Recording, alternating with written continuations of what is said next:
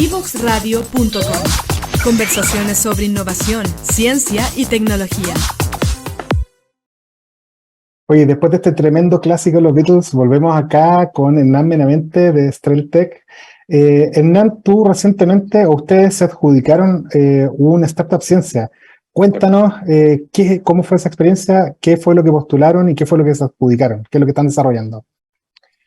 Lo que postulamos a Startup Ciencia está como un poco relacionado con lo que hicimos con la Armada, más lo que vimos en minería, y se nos ocurrió una idea, que era básicamente que cuando nosotros en minería estábamos probando el sistema que es parecido al de la Armada, para poder digitalizar información de terreno, nos dimos cuenta que hay mucho procedimiento, entonces, y que son a papel.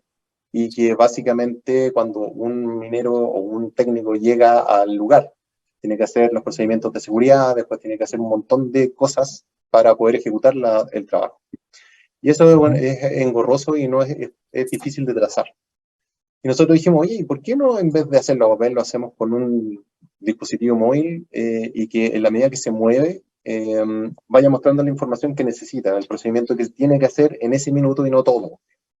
Entonces dijimos, pero necesitamos la ubicación, y el GPS en ciertas zonas de la minería no funciona, o es muy poco preciso. Entonces dijimos, ¿y qué podemos hacer para poder saber la ubicación de la persona de una manera barata? Porque cablear con datos o cablear con luz en minería es carísimo. Y se nos ocurrió una idea de que con un sistema de posicionamiento con beacons Bluetooth, que son como unos, imagínense que es como una cosa con pilas, ¿cachai? Con Bluetooth, con pilas que emite cosas, una señal. El celular, sin estar conectado a nada, sepa dónde está. Y en base a esa información poder mostrar la información que les mencionaba recién. Entonces lo que postulamos a Startup Ciencia es ese pedazo, es decir, que el celular pueda saber dónde está sin estar conectado a nada. O sea, eso fue lo que postulamos, para poder habilitar esto otro. Entonces, y lo adjudicamos, o sea, partimos ahora, hace 3 semanas atrás. Lo partimos hace poquito. Perfecto. Oye, y cuéntanos de la necesidad o de dónde surge, digamos, obviamente que el saber dónde está uno, pero qué tan crítico es esta necesidad dentro del mercado. Me imagino, como tú mencionaste, en el mercado minero, ¿en qué incide? ¿En accidentes? ¿En que no le pase un camión encima a un minero? ¿O que no? Cuéntanos un poco de la problemática que... Sí, lo que pasa es que, como te mencionaba recién, nuestra especialidad, nosotros siempre nos hemos especificado o especializado en operaciones complejas de terreno, como te explicaba en el segmento pasado. Sí. Y para poder un poco no depender del conocimiento de la persona, la industria minera trata, y la otra industria tratan como de copiarle a la industria de la aviación, que la industria de la aviación es como todo es procedimiento, y que básicamente si tú tienes una emergencia y se ven las películas, que en el fondo dice, oye, cuando tiene una emergencia el piloto no es que se ponga de memoria a hacer cosas, sino que sacan el manual, empieza en la hojita, y empieza a decir, haga esto, y eso tiene un propósito, que es que la persona no ejecute y no piense porque se puede equivocar, o se puede saltar un paso que se puede accidentar. Eso es parecido a lo que buscan este tipo de industrias para evitar lo mismo, o sea, en el fondo evitar accidentes o evitar daños al equipo. El problema es que no es centralizado como en la industria de la aviación. Cada empresa minera, cada contratista hace ese procedimiento bajo sus estándares, y cuando se va la empresa contratista o cuando se va el técnico, se lleva el know-how, y la rotación en minería es alta. Entonces, el hecho de que entre y salga para hacer este tipo de trabajo, aumenta la posibilidad primero de que se accidente o haga el trabajo más lento, o que no conozca algún procedimiento de seguridad. Eso es más difícil, pero en el fondo todo lo hace más lento, por lo tanto disminuye la productividad. Lo que nosotros buscamos es lograr el objetivo de que tú puedas asociar un procedimiento a un lugar o a una cosa, de tal manera que no depende de la persona, sino que siempre está ahí. ¿Y cómo ves tú, Hernán, hasta hace 2 años atrás no existía Startup Ciencia en Chile? Una política pública nueva, un instrumento nuevo. ¿Cómo ves tú, como emprendedor, este financiamiento, pero haciendo ese equilibrio entre, claro, hay financiamiento, pero también hay obligaciones, porque es un fondo público. Sí. En suma y resta de lo que te ha tocado ver del financiamiento, ¿vale la pena apostar? Sabemos que pronto se va a abrir un nuevo Startup Ciencia para nuevos emprendedores. Transmítele un poco a esos emprendedores que a veces, bien o mal, tienen sesgo de decir, no, no, es que eso es burocracia, eso es, no, en realidad no ayuda a mi emprendimiento. ¿Cómo lo has visto tú? O sea, lo que pasa es que yo diría que cualquier persona que postule un fondo público tiene que entender dos cosas. Primero, que es eso, fondos públicos. O sea, que todos los chilenos te están pasando plata para hacer tu proyecto, por lo tanto tienes que justificarla, por lo tanto siempre va a haber una parte administrativa que es súper engorrosa, por un tema de transparencia.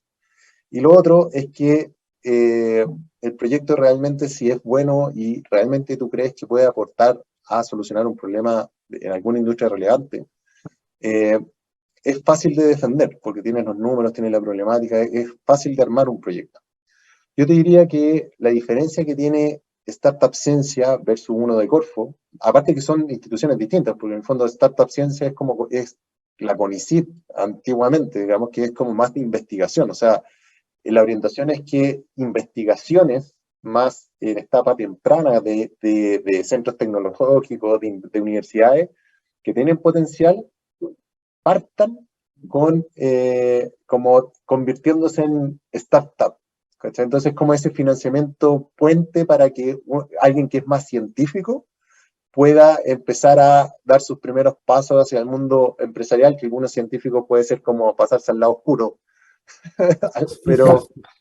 pero así, porque son más para el lado de la ciencia, digamos. Pero en cambio, Corfo, por lo que yo he visto, está más orientado ya un pelito más hacia ya más consolidado, un poquito más probada la solución, más consolidada, más como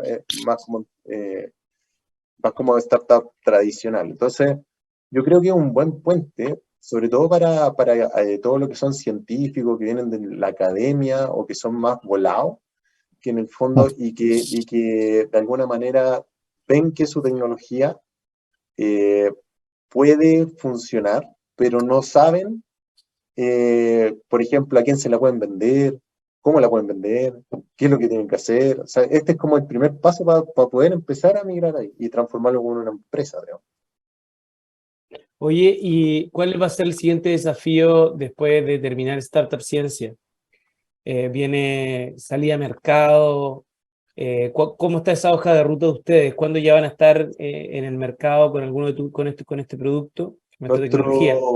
Nuestro objetivo es bien ambicioso. Nosotros nos planteamos ya en el mes 7, o sea, como el segundo semestre del próximo año, ya tener un prototipo funcionando. Ya. Para poder validarlo con empresas mineras o inclusive en la misma Armada, para probar el concepto y empezar ya a promocionarlo y empezar a prospectar clientes en el mercado nacional. Y en paralelo también buscar inversionistas que nos permitan como acelerar el empresariamiento de la solución para poder ir más rápido. Oye, justamente la siguiente línea de preguntas es por ese lado. ¿Cómo les ha ido o cómo han visto el preparar una ronda de financiamiento? ¿Están hablando ya con alguien? ¿Están preparando esta ronda para qué fines, qué líneas van a pretender, ¿cómo se llama?, potenciar con este financiamiento? ¿Están pensando para internacionalizar? Cuéntanos un poquitito de eso. Mira, lo que nosotros, como siempre que participamos desde que yo partí con esto, hace como 8 años, siempre hemos sido como el niño feo del curso, así como y el porro. O sea, como que el menos sexy del curso, digo, porque en el fondo cuando vamos con emprendimiento, cuando partimos inicialmente, el mercado minero nadie lo entendía. Y había poco venture capital, poco inversionista. Entonces, de a poco el mercado minero fue como metiéndose como en la agenda de los inversionistas, pero siempre competimos o con emprendimientos que van más adelantados nosotros o tienen más casos de éxito en minería, que lo han hecho espectacular, digamos, o con otros emprendimientos que son como más sexy, o sea, que llegan a mucha más gente, que tienen muchas más cosas, así como que curan el cáncer, no sé, cosas así como, entonces como que ya, así como es difícil por ese lado. Y por el otro tema, dentro de minería, también nos metimos como en un lugar que es como ¿cómo se llama? En emprendimiento o en innovación se llama como un dolor asumido. Es como, ah, ya tengo el dolor, que es la de la productividad de las personas, porque casi todos están orientados a productividad de cosas, donde sacan sensores, de los camiones, nosotros estamos orientados a personas, y trabajar con personas es súper peludo. Saber medir qué hacen las personas, tratar de ayudarse en su trabajo, estructurar esa información, obtener esa información es súper complejo. Entonces, como que somos como el patito feo. Entonces, dentro de eso, nos ha costado un poco encantar a inversionistas, pero no a los clientes. O sea, en el fondo, porque nosotros vamos a hablar con los gerentes de mantención, vamos a hablar con los gerentes de operaciones, vamos a hablar con los almirantes, vamos a hablar con los mantenedores, nos enganchamos así porque entendemos su dolor. Entonces, nuestro desafío es encantar un poco al inversionista de que decir, oye, ¿sabes qué? Este problema sí es importante, digamos, igual es digno de resolver. Y en eso estamos. Ya, igual creo que le estoy poniendo un poquitito de color con el tema del patito feo. No, es un decir, pero lo que pasa es que comparándonos con los otros emprendimientos que usualmente competimos, que son mucho más sexy, ¿no? O tienen No, pero muchos mejores datos, digo. está bien, ahí con Fernando tenemos harta experiencia viendo y escuchando, y créeme que los fondos ahí no se dejan sorprender necesariamente por lo más bonito, sino que hay mucha pregunta al fondo, hay mucho de ver modelos de negocio, necesidades de mercado, clientes potenciales, y lo Sí, lindo o o no sea, me lindo, refiero digamos. bonito me refiero a que son emprendimientos que tienen datos duros que demuestran, no sé, pues que recuperación de cobre en una pila de lixiviación, un robot que ya detectó un potencial incendio en una correa. O sea, son cosas así como duras, concretas, que decimos, No, pero tranquilo, yo creo que ahí hay harto que no, a pero no le darles digo que no ánimo. también a todos, sino no es una crítica, si en el fondo es así, ¿no? Oye, y en términos generales, ¿pero han hablado con Venture Capital? ¿Tiene algún inversionista ángel, por ejemplo? No, o sea, nosotros hasta el minuto, cuando partimos, hace mucho tiempo, partimos con un staff, eso fue el 2012, ¿no? Y de ahí a puro puño nomás, a puro vender el cielo y el oro a los clientes, ir financiando con lo que logramos vender, de repente préstamos, y así nos hemos defendido. No hemos levantado capital, pero sí ahora queremos comenzar el proceso con una etapa de SIP.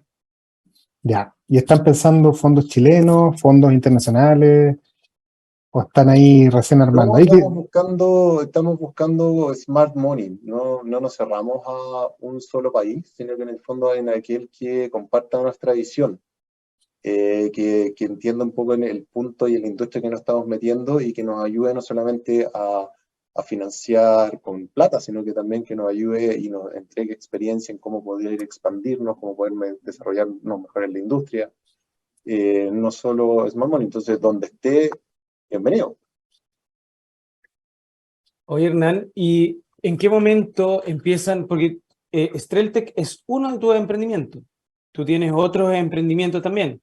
¿En qué punto se topan o van a correr siempre por carriles separados para llegar a converger en algún momento, por ejemplo, lo que estábamos hablando ahora en inversión? ¿De qué se trata un poco iGo? ¿Cómo se vincula con Streltec? Mira, la historia corta es que iGo, yo partí, mi emprendimiento original se llama iGo, que viene de Information on the Go, que en el fondo es que información a la pasada. O sea, cuando yo la fundé dije, oye, yo me gustaría crear tecnologías para que cualquier persona en terreno pueda tomar decisiones en base a la información que tiene a la mano. Por eso se llama Information on the Go. Y ahí, claro, yo pensé en inglés, era I go, pero todo el mundo le dice Igo. Ya, bueno, no, la pensé en inglés, pero en realidad no pensé que estaba en un país de habla hispana. Entonces, y cuando yo partí en minería, tratando de hacer un producto estándar, dio la particularidad que en realidad llegaban clientes grandes como Quant, Codelco, Komatsu, Antofagasta Minerals. Y nosotros nunca hemos sido muy grandes, o sea, hemos sido 5, 6, cuando fuimos así gigantes. Entonces, cada vez que desarrollamos un producto para ellos, era como, éramos abducidos. Y obviamente teníamos que desarrollarle particularidades a sus necesidades. Y a la larga nos transformamos como un software factory, como para empresas mineras, pero tuvimos la suerte que el problema era común a todos, que eran operaciones complejas de terreno, pero eran diferentes aspectos. Nosotros cuando postulamos a Avante, nosotros postulamos la generalización de ese problema y la vuelta a tuerca a ese problema, pero como un producto. Y eso lo postulamos como Streltec. Y dentro de eso dijimos, y hagamos lo de la ANIT, lo de Startup Ciencia, que te expliqué recién. Claro. Y Startup Ciencia nos obligaba a crear una nueva empresa. Entonces, ahí dijimos, como súper creativo, dijimos, creemos Aigo Technologies, ¿cachai? Aigo Tech. Entonces, lo que vamos a hacer, básicamente, es que Aigo Tech es la que va a continuar el desarrollo de todo, de esta generalización. Perfecto. De todo, y es la que va a heredar toda la historia de todo. Pero aparte, no carga con el peso de la historia de Aigo normal. Oye, Hernán, ya estamos terminando, se nos ha ido pasando muy rápido el tiempo, pero antes nos gustaría hacer una pregunta que generalmente le hacemos a los emprendedores que vienen a nuestro programa. Son dos. La primera es respecto al ecosistema. ¿Cómo tú, siendo un usuario, un emprendedor desde hace 10 años, del 2012 más o menos, cuando te escuché que comenzaste tu emprendimiento, cómo ves la evolución del ecosistema y cómo lo proyectas? Y lo segundo, ¿cómo proyectas a Aigotech, que va a ser la sucesora de todas las tecnologías de Streltec, Aigo? Entonces, por favor, cuéntanos. Bueno, el ecosistema cuando yo partía a como está ahora está súper distinto. O sea, en el fondo hay mucho más venture capital, hay mucho más inversionistas, saben mucho mejor lo que quieren, hay muchas mejores tesis de inversión, hay más empatía con el emprendedor. Además, los corporate venture capital o las empresas están creciendo y eso es súper bueno porque en el fondo nosotros jamás hubiésemos podido empezar a entrar en minería o en la Armada si no hubiera sido por concursos de innovación abierta de ellos. Si las empresas grandes no abren las puertas y están dispuestos realmente a apoyar innovaciones, uno como emprendedor chiquitito es súper difícil hacerlo.